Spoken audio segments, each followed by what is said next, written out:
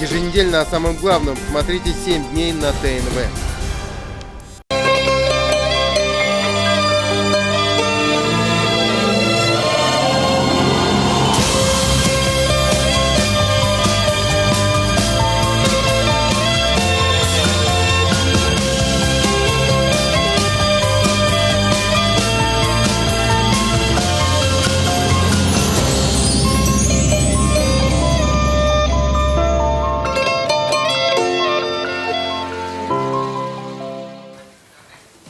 Здравствуйте! Доброе утро! Очередную рабочую неделю открываем с вами мы, Влад Портнов и Светлана Звонарева. Сегодня 22 октября, это Международный день школьных библиотек. И, пользуясь случаем, поздравляем всех библиотекарей с профессиональным праздником. Ну а еще сегодня литературный праздник «Белые журавли».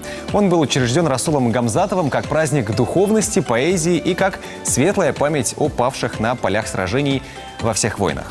В народном календаре этот день известен как День Якова Древопильца. В старину в деревнях в это время начиналась пора заготовки дров на зиму. Но это только часть информации, которую мы приготовили для вас сегодня. Вот что еще будет в нашей программе.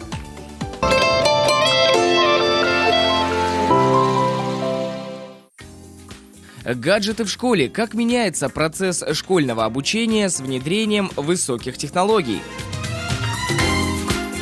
Приятного аппетита! Готовим идеальные сырники. На заметку. Закрываем дачный сезон. Роботы пришли в школы.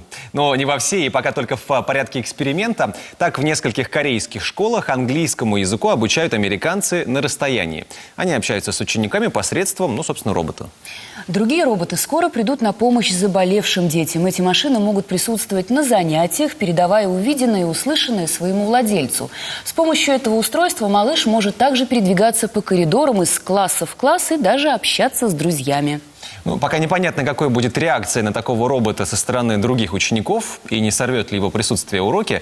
Но вот что уже из высоких технологий используется в школах.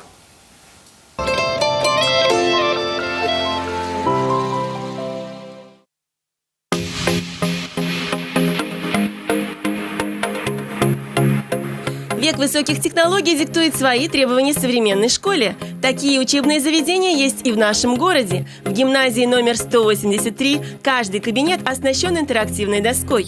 Упор здесь делается на изучении иностранных языков, поэтому оборудован мобильный лингофонный кабинет, в котором учат английский, немецкий, китайский, испанский и французский.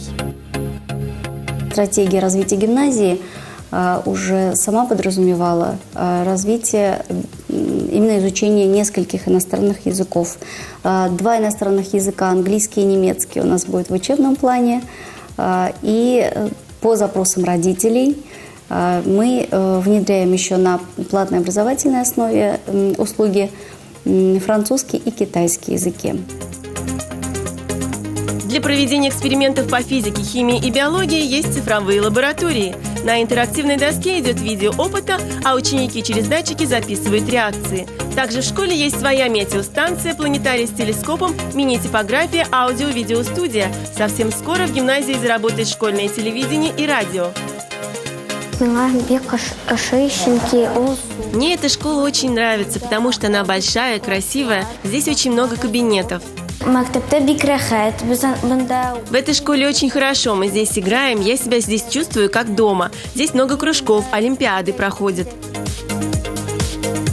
В библиотеке, кроме огромного количества книг, есть компьютеры с моноблоками. С их помощью ребята могут легко и просто войти в цифровые электронные библиотеки мира, просмотреть музейные коллекции.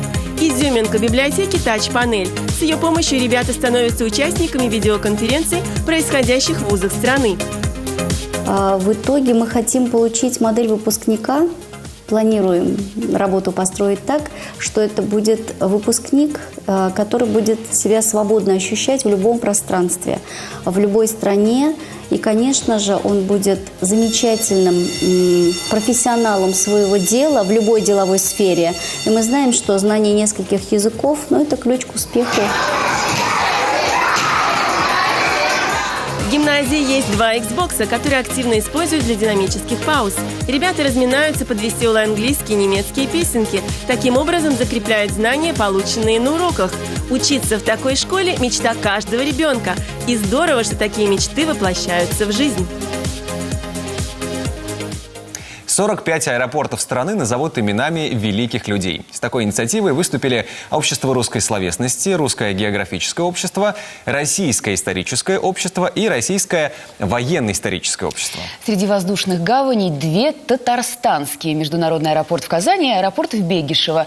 О порядке присвоения собственных имен аэропортам говорим с заместителем председателя Общественной палаты Республики Татарстан Тимуром Халиковым. Доброе утро. Доброе утро. Ну, давайте для начала расскажем, откуда берутся эти имена. Это был такой первый этап проведения конкурса, когда жители республики могли выдвинуть того, кого они считают достойным, чтобы присвоить его имя нашим аэропортам. Это осуществлялось через различные каналы, то есть это и интернет, это и горячая линия, это, как говорится, можно было прийти в общественную палату, позвонить в общественную палату как к оператору проведения данного проекта, через социальные сети. Вот таким широким именно поиском был сформирован список из 158 человек. Ну, то есть это, конечно же, знаменитые, известные люди. В том числе, но и были люди, которых выдвигали, например, были студенты, которые выдвинули преподаватели КИСИ, то есть были такие примеры, да, имена наших местных благотворителей тоже выдвигались, то есть вот вариантов было очень много, принципиально никаких не было критериев с точки зрения, что кого-то предложили 40 раз, кого-то 1 раз, а кого-то 200 раз, да, такого не было, то есть сформировали список, из которого уже эксперты, которые, так скажем, эксперт совет, который сформировал Общественная палата, из числа наших известных историков, краеведов, был выбрано 40 фамилий, которые уже голосовались в пабликах ВКонтакте и в Одноклассниках. Вот голосование закончилось буквально на прошлой неделе в четверг. В пятницу экспертный совет Общественной палаты уже подвел итоги, исходя из того рейтинга голосования, которое было, и сформировал список из 18 фамилий, то есть это 9 для международного аэропорта Казань, 9 для международного аэропорта Бекишево, из которого теперь на новом этапе, опять путем в том числе и голосования, будут отбираться уже 3 фамилии для проведения следующего этапа. Следующий этап подразумевает, что из 3 фамилий уже будет выбрана 1, опять-таки путем народного голосования. То есть это опять-таки тоже будет голосование, когда из 3 фамилий будет выбрана 1 и присвоена уже аэропорту. То есть на всех этапах голосование происходит примерно одинаково с помощью соцсетей? Главное отличие от, так скажем, вообще вот этого конкурса, который по всей России проводится, у Татарстана в том, что первоначально не было условий, что, например, нужно проголосовать 40 фамилий. Да? Это была, так скажем, задумка именно Татарстана. Мы не хотели сразу сформировать там 10 или 9 фамилий для каждого аэропорта, как было сказано по конкурсным условиям. Мы хотели, чтобы люди действительно сами выбирали, кого они считают достойными. И поэтому была вот эта придумана идея, что нужно 40 фамилий и проголосовать. Но самая лучшая площадка уж традиционно теперь это социальные сети, это наши паблики, да, наиболее. И вот за каждую группу мы их разделили по 10 фамилий, 4 группы, а в среднем порядка 30 тысяч голосовали за каждую группу, 30 тысяч человек.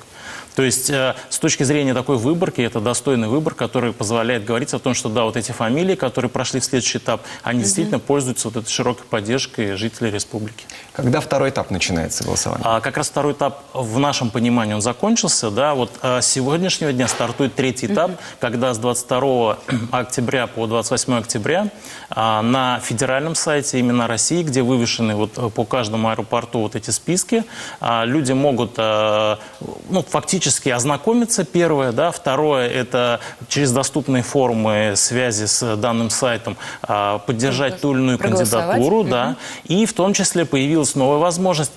Это есть такое излишество, когда вот тогда проводятся такие федеральные конкурсы и периодически вносят какие-то изменения, да, и вот очередное изменение буквально недавно внесли, что сейчас можно внести еще одну фамилию, но она должна найти поддержку как минимум 500 человек. С данной конкретной территории. Поэтому у нас и 9 фамилий, мы планировали по 10 на каждый аэропорт, но мы оставили вот этот так называемый резерв. И теперь жители республики могут еще, если считают, что кого-то не учли, кто-то достоин, внести эту фамилию, но при этом собрать еще 500 голосов для данной фамилии.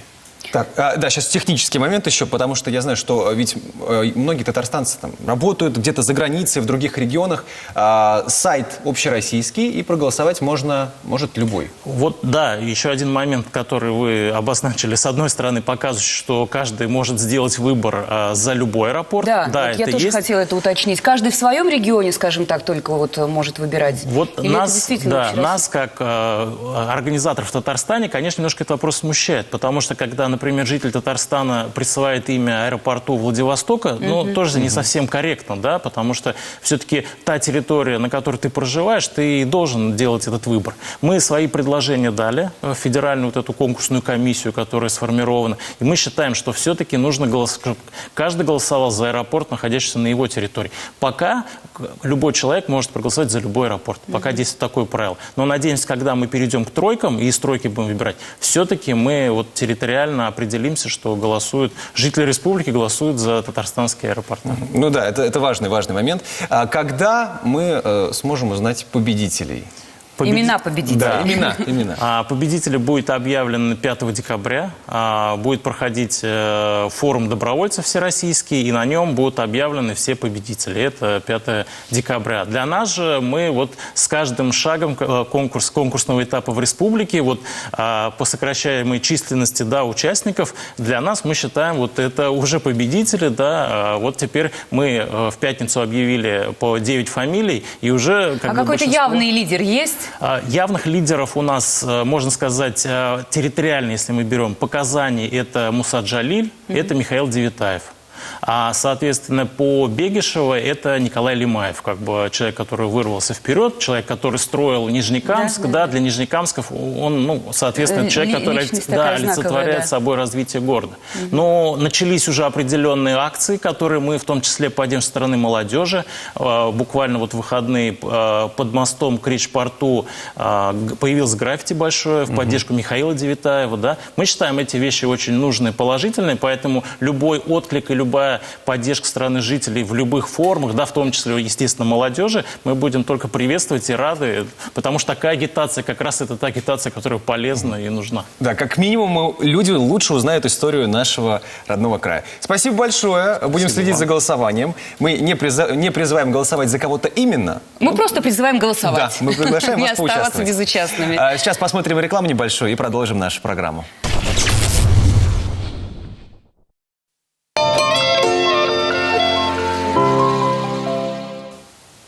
И снова здравствуйте. Настало время узнать, что же нам рассказывают звезды. Итак, овны. В любом деле вам потребуется в этот день как смелость, так и осторожность. Деловые поездки принесут сегодня пользу, а старт новых проектов будет весьма удачным. Не пытайтесь только решить все проблемы за один раз. Это не принесет успеха.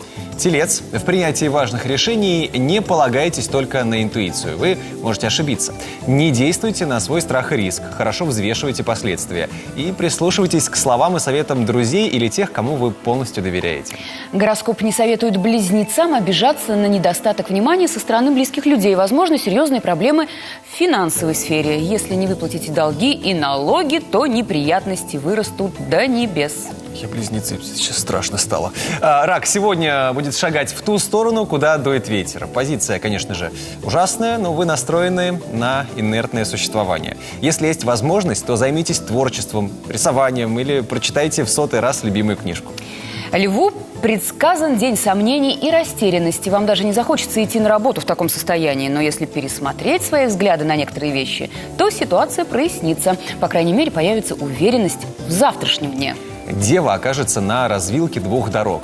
Одна из них ведет к домашнему уюту и спокойствию, а другая к активной и упорной работе. Здравомыслие понадобится Деве и в любви. Ну, продолжаем программу и расскажем об очень талантливой, старательной и аккуратной девочке с красивым именем Арзу. Она очень мечтает обрести новую семью.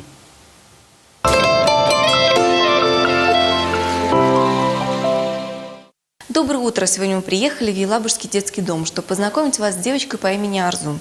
Ей 15 лет, но несмотря на ее возраст, ей тоже хочется семейного счастья и уюта. О ее жизни и интересах расскажут нам ее воспитатели. Смотрите. На днях Арзу была на Олимпиаде и заняла 3-е место. Это очередной диплом в ее копилку. Ведь у нее столько талантов. Арзу хорошо рисует и оформляет стенгазеты на любые мероприятия в детском доме. Девочка активная, девочка творческая, она очень красиво поет, она красиво танцует, она изъявляет свое желание принимать активное участие в различных конкурсах, мероприятиях, проводимых и на территории нашего города, и на территории нашего Елабужского детского дома. Также Арзу занимается языками, она изучает в настоящее время китайский язык самостоятельно. Каждый месяц Арзу пишет публикации в местную газету, но свою жизнь она не связывает с журналистикой. Ее мечта – стать медиком. Работать в клинике помогать тяжело больным людям. Арзу любит читать, не признает аудиокниги и гаджеты, любит сам запах нового печатного издания. Арзу очень любит животных. Последний раз, когда она посещала клуб «Кентавр», на нее впечатление большое произвели лошади. Каталась на лошади, сказала: я очень хочу заниматься этим видом конного спорта. Все свое свободное время Арзу проводит в творческой мастерской, перенимает мастерство у педагогов, делает интересные поделки и бижутерию из кожи и камней, которые потом надевает в школу. Очень хотелось бы, чтобы Арзу нашла свою семью, потому что любой ребенок, независимо от характера, от типажа, от возраста, он должен у нас проживать в семье. Девочка умеет любить. Арзу аккуратная девочка, помогает маленьким детям прибираться в комнате, ухаживает за ними и помогает с уроками. Мы надеемся, что у Арзу скоро появится семья, которая подарит ей заботу, любовь и поможет справиться с трудностями. Для будущих родителей телефон указан на экране. Ну что ж, желаем Арзу найти семью, найти свою любовь и быть счастливой. Мы продолжаем программу, переходим к следующей теме. Закрытие дачного сезона – дело ответственное. Уж садоводы знают. Забот много, и нет-нет, да и случается что-то забыть. Потом уже дома спохватываемся. Ох, надо же было еще вот это вот сделать, еще и вот это вот сделать. Да. Пока еще не поздно, давайте проверим, не упустили ли чего важного. К примеру, все ли вы сделали для богатого урожая в следующем году? Главный секрет при выращивании культуры – это живая земля, конечно же. И поможет сделать ее такой компост. Оказывается, сейчас самое время позаботиться об этом.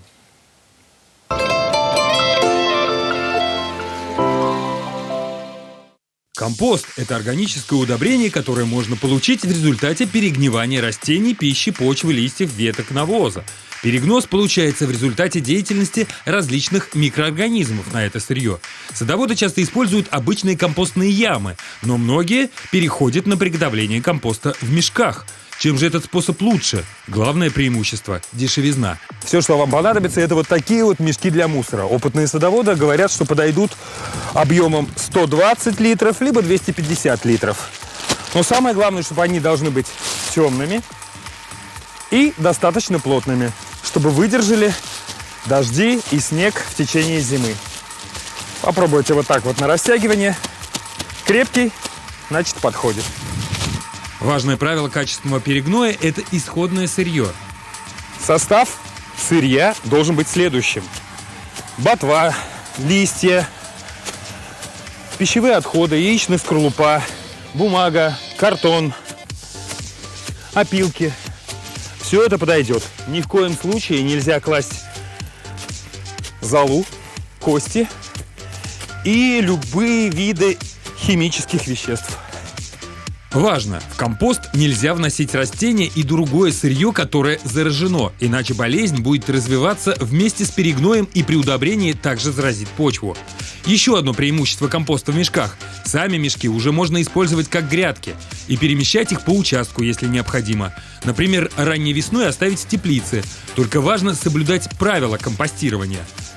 Исходное сырье обязательно нужно положить слоями. Допустим, сначала траву, ботву, ветки, листья, слой. Обязательно утрамбовываем.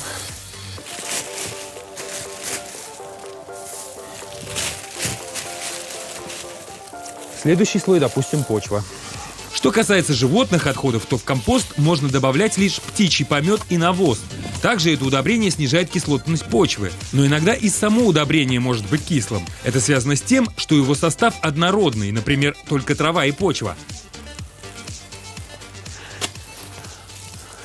Дальше нарвем картона.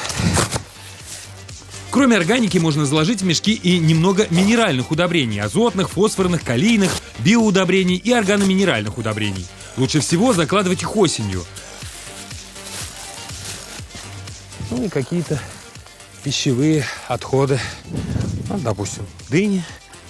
Нужно добавить немного воды. А для того, чтобы быстрее разлагалось, ЭМ-препараты. Как убедиться в том, что вы сделали все правильно? Следить за запахом. Если где-то через неделю из вашего мешка будет исходить запах свежескошенной травы, значит, вы все делали правильно. Если же она начнет пахнуть аммиаком, вонючим запахом, это значит, что вы нарушили технологию. В этом случае необходимо обязательно добавить сюда дополнительно пищевых отходов или исходного сырья, которое содержит углерод, и добиться снова запаха свежескошенной травы. Но сами компостные мешки можно начинать готовить и в течение всего лета и отправлять по мере готовности на грядке. Никаких отверстий дополнительных делать не нужно.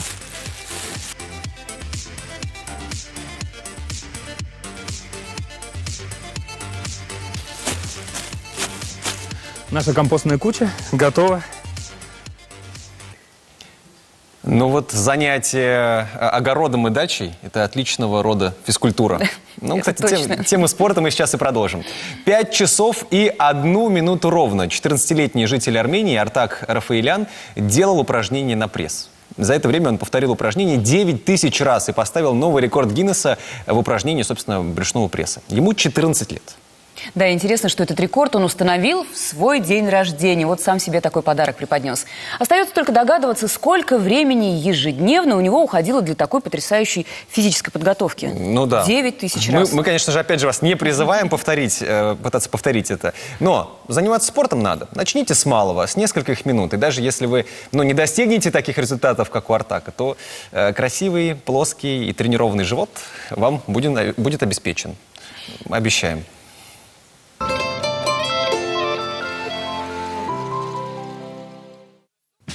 Кубики пресса есть у каждого человека, независимо от того, толстый он или худой. Главный вопрос в том, сколько килограммов жира скрывает этот пресс.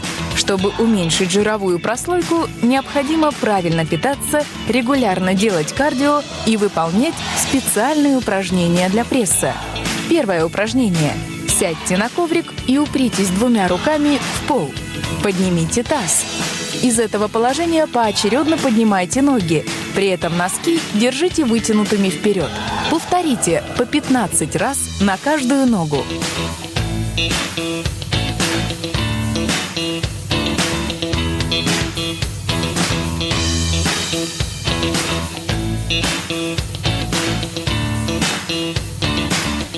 Второе упражнение. Из планки поочередно отводите ноги в стороны. Поясницу не прогибайте. Таз держите на весу. Выполняйте в течение 1 минуты до жжения в мышцах пресса.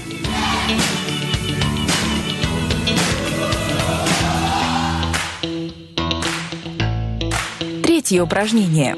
Лягте на спину. Руки держите за головой. Одну ногу положите на колено другой. Прямую ногу поднимите вверх и тянитесь локтем той же руки к согнутому колену. Сделайте 15-20 касаний на каждую сторону.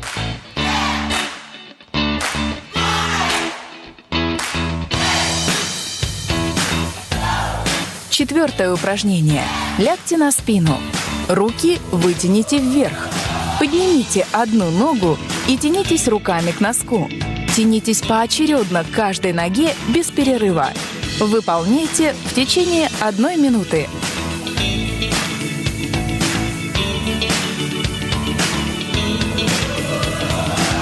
5-е упражнение. Лягте на спину. Лопатки и ноги оторвите от пола. Из этого положения выполните скручивание. Подтяните колени к груди. Затем выпрямите ноги и, удерживая их на весу, разведите их в стороны.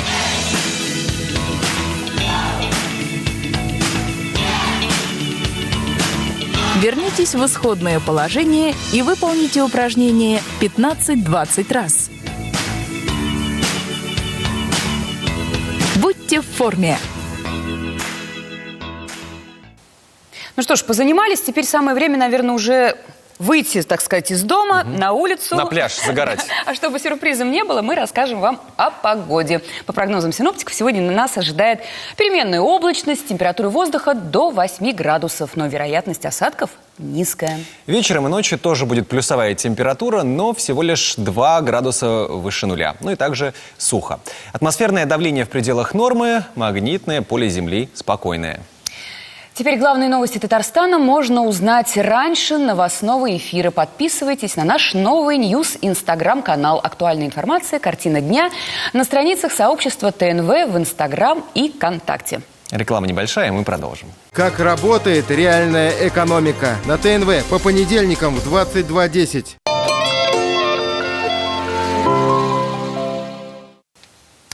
Чудотворный казанский образ Богородицы в судьбах России и мировой цивилизации. Так называются научно-практические чтения, которые состоятся в Казани 3 ноября. Об историческом значении Казанской иконы Божьей Матери и Казанского Богородицкого монастыря говорим этим утром с Михаилом Щелкуновым, профессором, директором Института социально-философских наук и массовых коммуникаций КФУ. Доброе утро.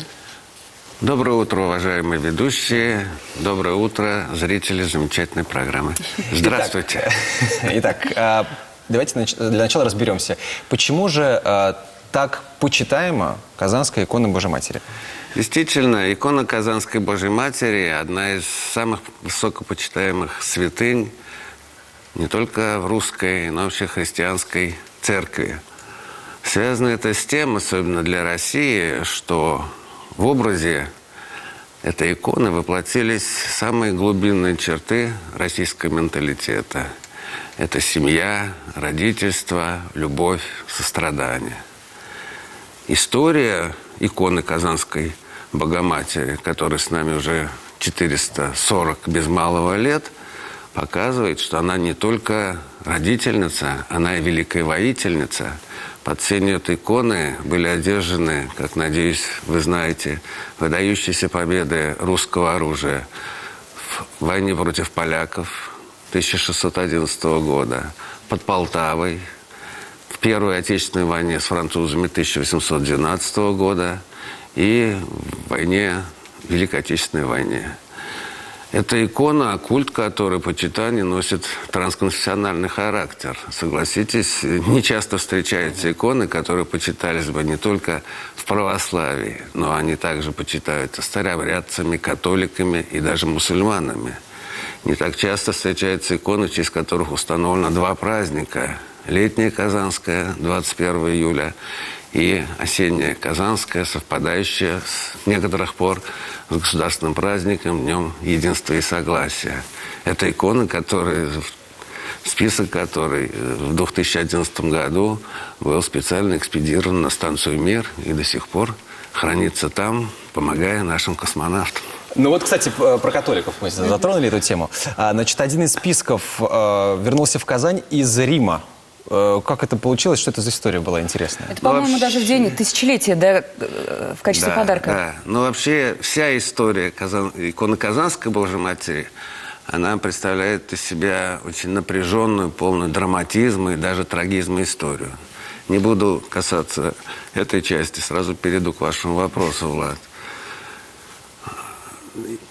Известно, что после Великого Святотатства 1904 года, когда икона Казанской Божьей Матери была выкрадена разбойником Чайкиным и, по его словам, была разрублена ради того, чтобы воспользоваться очень драгоценным окладом, след этой иконы затерялся.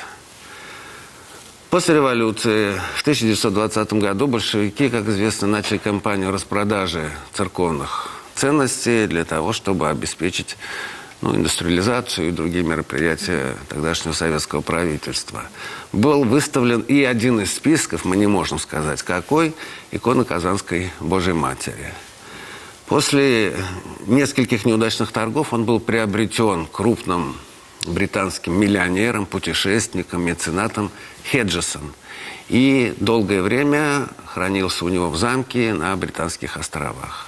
Однако после войны, после его смерти, по завещанию отца, точнее отчима, его падчерица, по просьбам верующих передает икону в Сан-Франциско, в Америку, для того, чтобы люди, глубоко почитающие образ Богородицы, могли прикоснуться к нему.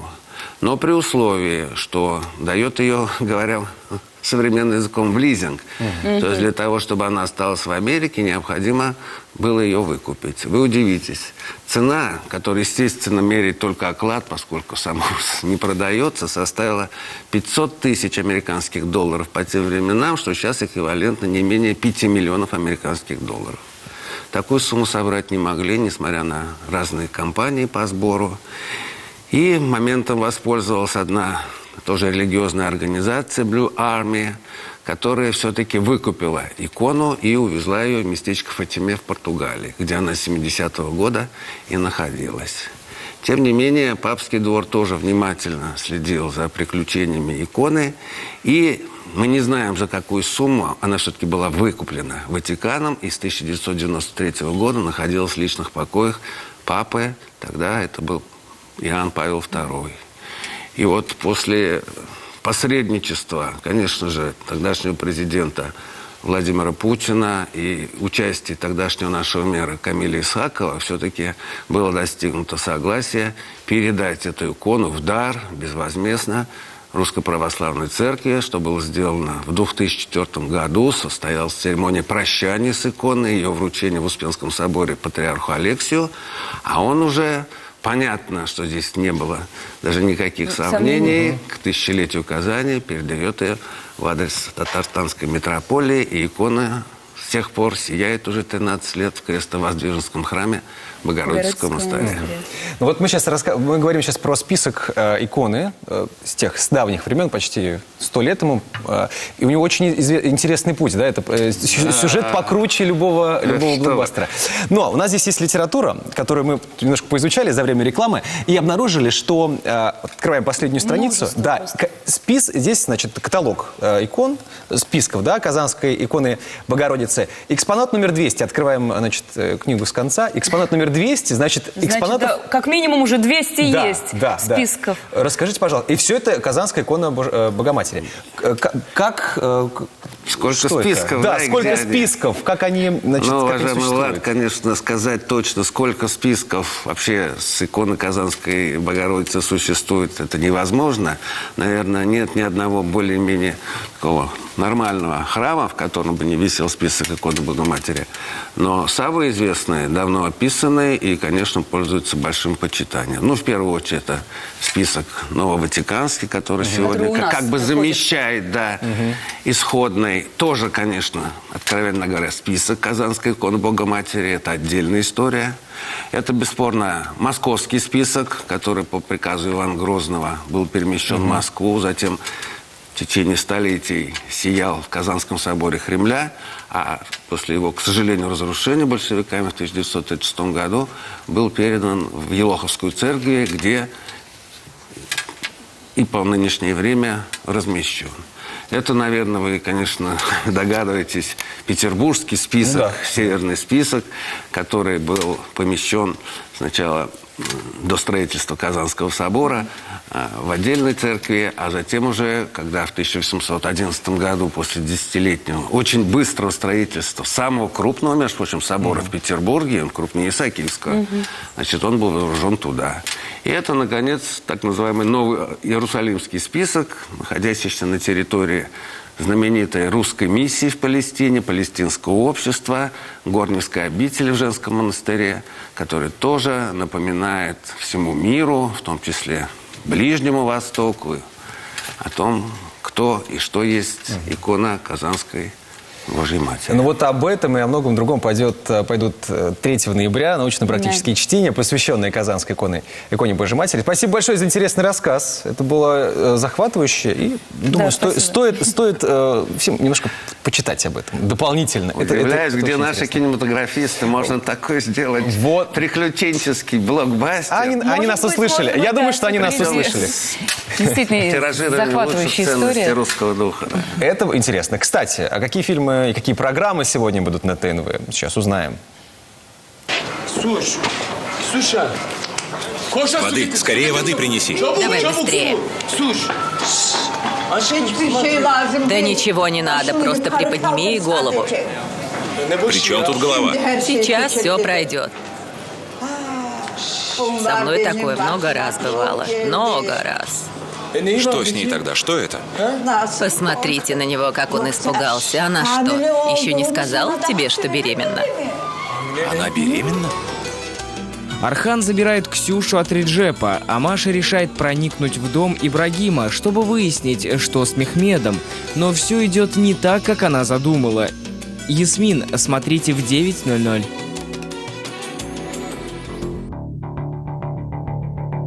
Акбарс выиграл первое домашнее зеленое дерби этого сезона. Салават Юлаев повержен, но впереди новый соперник – Сибирь Акбарс. Смотрите сегодня в 15:30 на ТНВ. Калистрат, может быть, не сегодня? Правильно, именно сегодня. Никогда ничего на завтра не откладывайте. И начнем мы с вами с самого основного, с учета по фермам.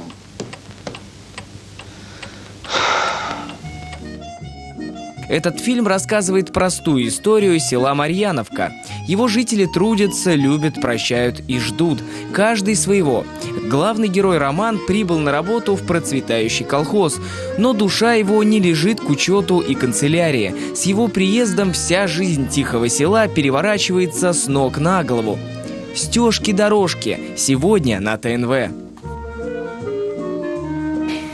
Казанец Павел Мухин был единственным представителем России на престижном чемпионате мира по брейк-дансу и стал лучшим. Наша коллега Лилия Аламова встретилась с Павлом после его возвращения из Цюриха, где проходили эти соревнования, и узнала, насколько легко ему далась победа и какие у него планы на будущее.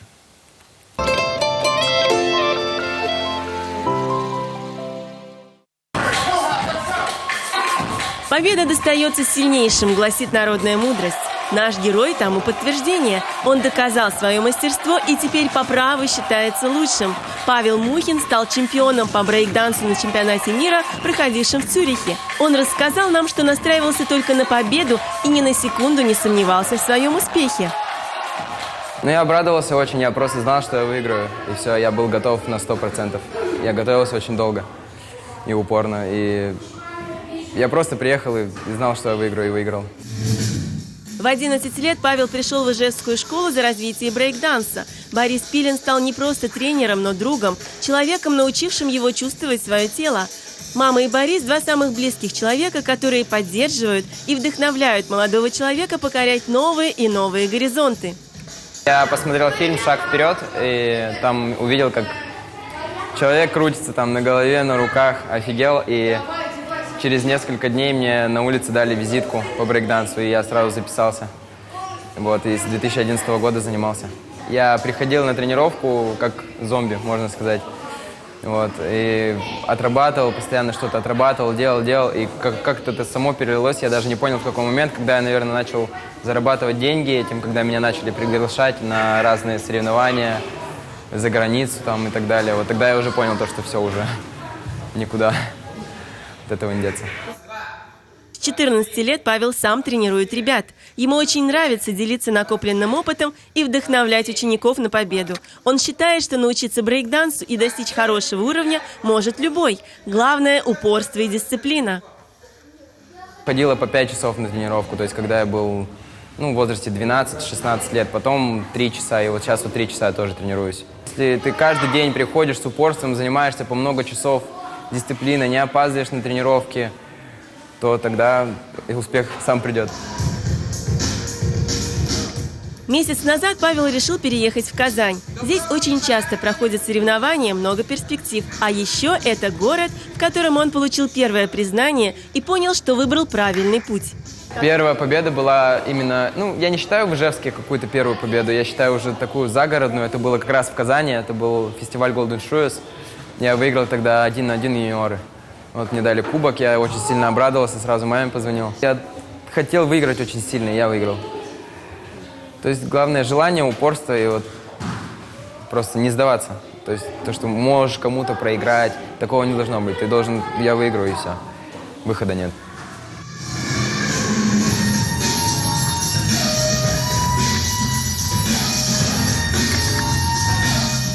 Павел не останавливается на достигнутом. Он постоянно тренируется и планирует и дальше участвовать в соревнованиях и побеждать. Ведь только так и можно достичь больших высот.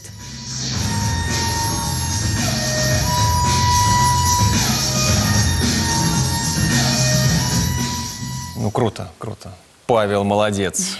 Это очередной такой звоночек родителям. Если ваш ребенок интересуется чем-то необычным, не нужно его останавливать, поддерживайте. Поддерживайте, вдруг станет чемпионом мира потом. Ну а мы завершаем предсказания астрологов. Гороскоп советует весам быть на коне, причем на вороном. Вот тогда вы обгоните и конкурентов, и недоброжелателей. Лихо мчитесь вперед, навстречу своему успеху, как Павел. Скорпион будет так занят собой, что на других людей времени банально не хватит. Удачно сложится карьера у творческих личностей. Вы сложите такую яркую мозаику из своих шедевров, что покорите сердца многих. Даже избранник влюбится в вас по-новому. Стрелец. Сегодня будет трудно дать правильную оценку происходящему, поэтому стоит избегать поспешных решений, особенно в отношении денег. Вы будете несколько холодны в отношениях с окружающими. Козероги и усилия на работе могут оказаться напрасными, но не сдавайтесь, тщательно просчитывайте каждый свой ход и действуйте, не доверяя советам доброжелателей. Этот день проверит вас на бойцовские качества, мудрость и самообладание. Водолеи, вы можете извлечь, несомненно, личную выгоду, если при выборе или принятии ответственных решений сегодня станете опираться на логику и здравый смысл. Но сегодня вы точно не будете искать простых путей. Лучше в таком случае провести день в спокойной обстановке, отложив все дела. Рыбы, вам сегодня будет непросто справиться с эмоциями, несмотря на то, что никаких серьезных неприятностей не будет. Вы все равно найдете повод для расстройства и раздражения. Мнение и действия окружающих вас людей станут причиной этих волнений. Ну что же, это все, что мы успели вам рассказать сегодня. Завтра встретимся также в 8:10 на ТНВ. Утренняя программа «Здравствуйте». Эту неделю вместе с вами начинают Светлана Звонарева, Влад Портнов. Легкого вам понедельника. Хорошего дня, удачи. Пока. Пока-пока.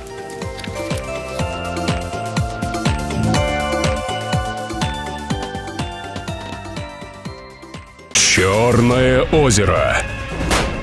По будням в 21:00.